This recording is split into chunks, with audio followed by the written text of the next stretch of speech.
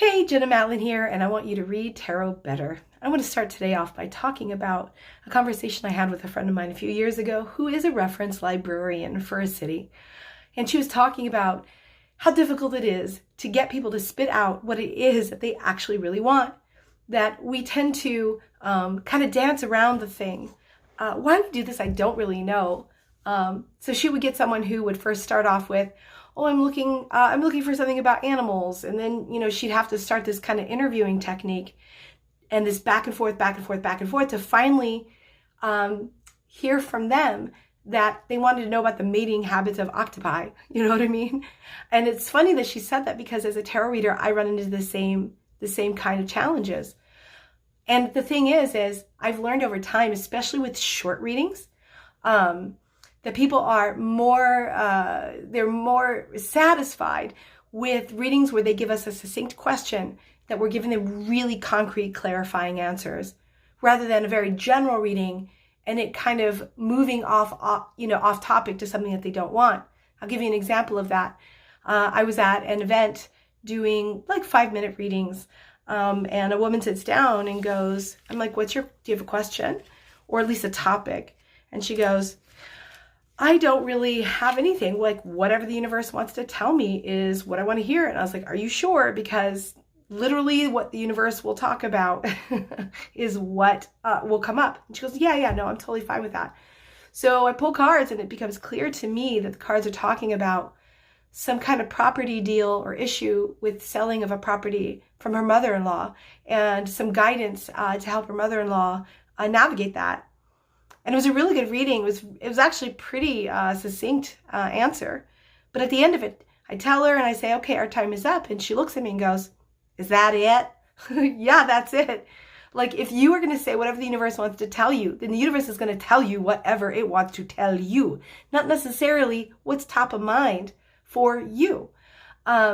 So as a reader, and what makes me different is I often kind of take my reference librarian friends' advice and tactic of an interview of inquiry to really understand what is it that this person actually wants to know, and how can we unpack what's going on into a series of questions so they're really getting a lot of information. I call this my thin slice technique, where I do more questions with a shorter reading rather than a big messy kind of Celtic cross spread on a big general topic like love. And I see that this is often a rookie mistake where, people that are new to tarot are like, okay, well, I want to know about love. And then they do like a Celtic cross, which is like 10 or 11 cards. And then they're completely confused. Well, of course they are, because all you did is you stated a topic. You didn't ask a question. And that's a lot of cards. Unless you have a good sense on the context that the tarot is trying to speak, you may get lost. Because here's the thing, tarot is not analog Google. Tarot is a symbolic language. And the universe and to divine information is non-linear in context. So the only way we can really kind of corral that is by creating those more succinct questions.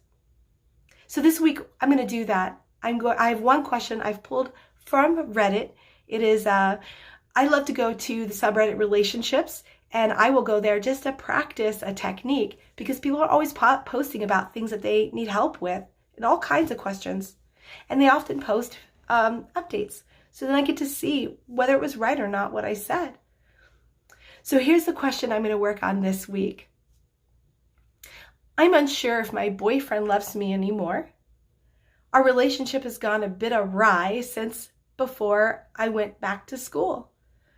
He calls me out on small things, makes me feel bad in front of friends, then apologizes and acts like it never happened, not sure what to do. Right? So that's a very typical kind of question. But there's a lot of questions within that question, isn't there?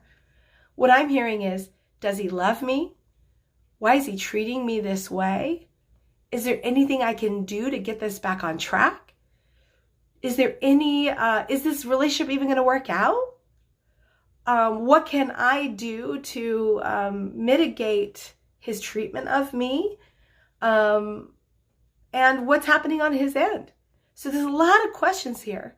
So over the week, I'm going to go through all of these questions that I'm unpacking from this one question to really help this person get the information that they need. So stay tuned, and we're going to have a lot of fun this week. So I hope you're having a good one.